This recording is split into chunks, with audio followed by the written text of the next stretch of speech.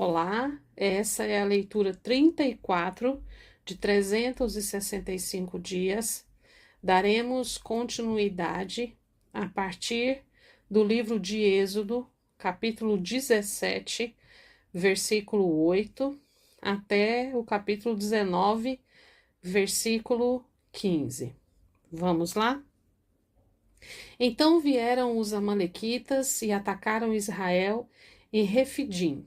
Com isso, Moisés ordenou a Josué: escolha alguns homens e vá lutar contra os amalequitas. Amanhã eu estarei no alto do monte, e o bordão de Deus estará na minha mão. Josué fez como Moisés lhe havia ordenado, e lutou contra os amalequitas. Porém, Moisés, Arão e Hur subiram para o alto do monte. Quando Moisés levantava a mão, Israel vencia. Quando, porém, ele abaixava a mão, os amalequitas venciam. Quando as mãos de Moisés ficaram pesadas, pegaram uma pedra e a puseram por baixo dele, para que Moisés se sentasse. Arão e Hur sustentavam as mãos de Moisés, um de um lado e o outro do outro. Assim, as mãos dele ficaram firmes até o pôr do sol. E Josué destruiu os amalequitas a fio da espada. Então o Senhor disse a Moisés: escreva isso para a memória num livro e repita-o a Josué, porque eu vou apagar totalmente a memória dos amalequitas da face da terra. E Moisés edificou um altar e lhe deu o nome de O Senhor é minha bandeira, e disse: porque o Senhor jurou, haverá guerra do Senhor contra os amalequitas de geração em geração.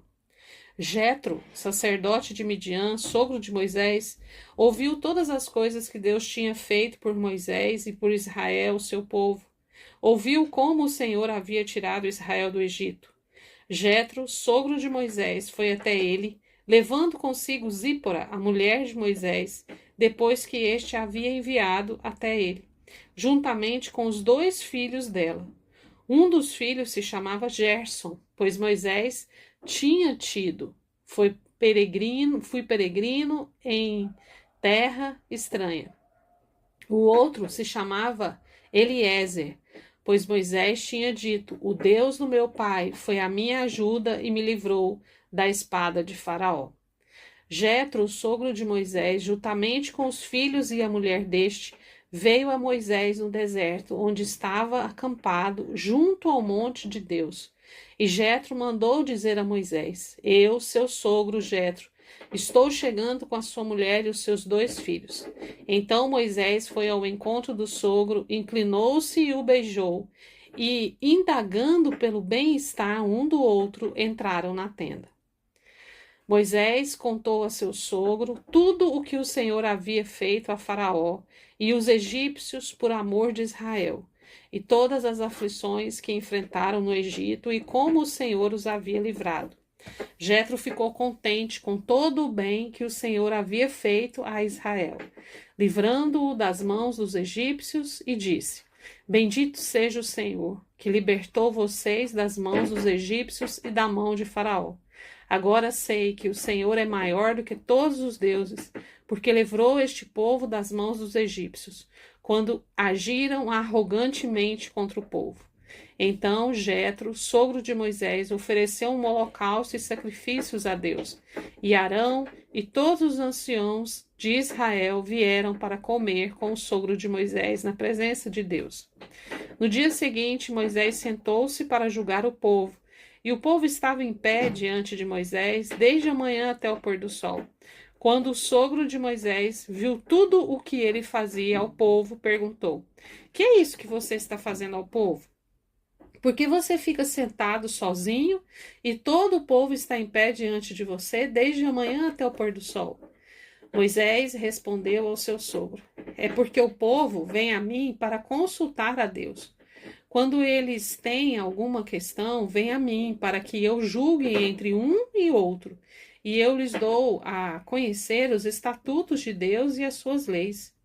O sogro de Moisés, porém, lhe disse: não é bom o que você está fazendo. Com certeza todos ficarão cansados, tanto você como este povo que está com você. Isso é pesado demais para você. Você não pode fazer isso sozinho. Escute agora o que vou dizer. Eu o aconselharei e que Deus esteja com você. Represente o povo diante de Deus. Leve as suas causas a Deus. Ensine-lhes os estatutos e as leis e faça com que conheçam o caminho em que devem andar e a obra que devem fazer. Procure entre o povo homens capazes, tementes a Deus, homens que amam a verdade e odeiam a corrupção.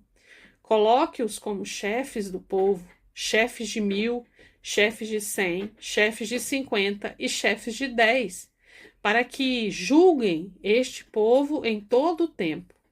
Toda a causa grave trarão a você, mas toda a causa pequena eles mesmos julgarão. Assim será mais fácil para você, e eles o ajudarão a levar essa carga. Se você fizer isto, e se essa for a ordem de Deus, então você poderá suportar, e também todo este povo voltará em paz ao seu lugar. Moisés atendeu às palavras de seu sogro e fez tudo o que este lhe tinha dito. Escolheu homens capazes de todo Israel e os constituiu por chefes sobre o povo, chefes de 1.000, chefes de 100, chefes de 50 e chefes de 10. Estes julgaram o povo em todo o tempo. A causa grave trouxeram a Moisés, e toda a causa simples eles mesmos julgaram. Então Moisés se despediu de seu sogro e este voltou para a sua terra. No terceiro mês, depois da saída dos filhos de Israel da terra do Egito, no primeiro dia desse mês, eles chegaram ao deserto do Sinai. Tendo partido de Refidim, vieram ao deserto do Sinai, no qual acamparam. Ali, Israel acampou em frente ao monte. Moisés subiu para encontrar-se com Deus, e do monte o Senhor o chamou e lhe disse: Assim você falará à casa de Jacó e anunciará aos filhos de Israel: Vocês viram o que fiz aos egípcios e como levei vocês sobre asas de águia e os trouxe para perto de mim. Agora, pois, se ouvirem atentamente a minha voz e guardarem a minha aliança, vocês serão a minha propriedade peculiar dentre todos os povos, porque toda a terra é minha, e vocês serão para mim um reino de sacerdotes e uma nação santa. São estas as palavras que você falará aos filhos de Israel.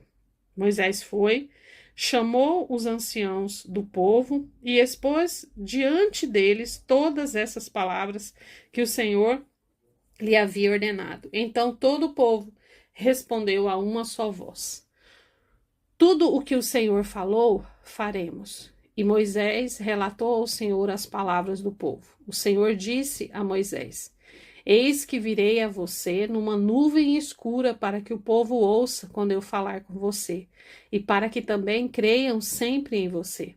Porque Moisés tinha anunciado as palavras do povo ao Senhor. E o Senhor disse a Moisés: Vá ao povo e consagre-o no dia de hoje e amanhã, que eles lavem suas roupas e estejam prontos para o terceiro dia, porque no terceiro dia o Senhor, à vista de todo o povo, descerá sobre o monte Sinai. Marque ao redor do monte limites para o povo, dizendo: Tomem cuidado para não subir o monte, nem tocar a sua extremidade. Todo aquele que tocar o monte será morto. Não, mão nenhuma tocará nele. Se o fizer, será apedrejado ou flechado. Quer seja animal, quer seja homem, não viverá. Quando soar longamente a trombeta, então subirão o monte. Moisés desceu do monte para junto do povo e consagrou o povo, e lavaram as suas roupas. E Moisés disse ao povo: Estejam prontos no terceiro dia, que até lá ninguém tenha relações com sua mulher. Até aqui, Êxodo. A partir de agora, Evangelho de Mateus, capítulo 22, versículo 34 até capítulo 23, versículo 12. Entretanto, os fariseus, sabendo que Jesus havia silenciado os saduceus, reuniram-se em conselho. E um deles, intérprete da lei, querendo pôr Jesus à prova, perguntou-lhe: Mestre, qual é o grande mandamento na lei? Jesus respondeu: Ame o Senhor seu Deus de todo o seu coração, de toda a sua alma e de todo o seu entendimento. Este é o grande e primeiro mandamento. E o segundo, semelhante a este, é: ame o seu próximo como você ama a si mesmo. Destes dois mandamentos dependem toda a lei e os profetas. Estando reunidos os fariseus, Jesus lhes perguntou: O que vocês pensam do Cristo? De quem é filho? Eles responderam: De Davi. E Jesus perguntou: Então, como é que Davi, pelo Espírito, chama o Cristo de Senhor, dizendo: Disse o Senhor ao meu Senhor: Sente-se à minha direita, até que eu ponha os seus inimigos debaixo dos seus pés? Portanto, se Davi o chama de Senhor, como ele pode ser filho de Davi? E ninguém podia lhe responder uma palavra. E a partir daquele dia, ninguém mais ousou fazer perguntas. Então Jesus falou às multidões e aos seus discípulos: Na cadeira de Moisés se assentaram os escribas e os fariseus. Portanto, façam e observem tudo o que eles disserem a vocês, mas não os imitem em suas obras, porque dizem e não fazem. Atam fardos pesados, difíceis de carregar, e os põem sobre os ombros dos outros, mas eles mesmos nem com o dedo querem movê-los. Praticam todas as suas obras a fim de serem vistos pelos outros, pois alargam os seus filactérios e alongam as franjas de suas capas. Gostam do primeiro lugar nos banquetes e das primeiras cadeiras nas sinagogas, das saudações nas praças e de serem chamados de mestres. Mas vocês não serão chamados de mestres, porque um só é mestre de vocês, e todos vocês são irmãos. Aqui na terra, não chamem ninguém de pai, porque só um é o pai de vocês, aquele que está nos céus. Nem queiram ser chamados de guias, porque um só é o guia de vocês, o Cristo. Mas o maior entre vocês será o servo de vocês. Quem se exaltar será humilhado, e quem se humilhar será exaltado. Amém. Agora, Salmo 27, do verso 7 ao 14. Ouve, Senhor, a minha voz, eu clamo, tem compaixão de mim e responde-me. Ao meu coração me ocorre, busquem a minha presença. Buscarei, pois, Senhor, a tua presença. Não me escondas, Senhor, a tua face. Não rejeites com ira o teu servo. Tu és o meu auxílio. Não me deixes, nem me abandones, ó Deus da minha salvação. Porque se o meu pai e a minha mãe me abandonarem, o Senhor me acolherá. Ensina-me, Senhor, o teu caminho. Guia-me por vereda plana, por causa dos meus inimigos. Não me entregues à vontade dos meus adversários, pois contra mim se levantam falsas testemunhas e os que só respiram crueldade. Eu creio que verei a bondade do Senhor na terra dos viventes. Espere no Senhor, anime-se e fortifique-se o seu coração. Espere, pois, no Senhor. Amém? Agora leremos o livro de Provérbios, capítulo 6, dos versículos 27 ao 35. Poderá alguém carregar fogo no colo, sem que as suas roupas se incendiem? Ou andará alguém sobre brasas, sem que os seus pés se queimem? Assim será com o que se aproximar da mulher do seu próximo. Não ficará sem castigo todo aquele que tocar nela. Não se despreza o ladrão quando o faminto rouba para matar a fome, pois este, ao ser apanhado, pagará 7 vezes tanto e entregará todos os bens de sua casa. Quem comete adultério não tem juízo. Só mesmo quem quer arruinar-se é que pratica tal coisa.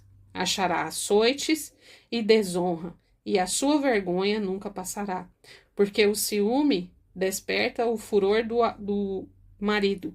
Ele não terá compaixão no dia da vingança.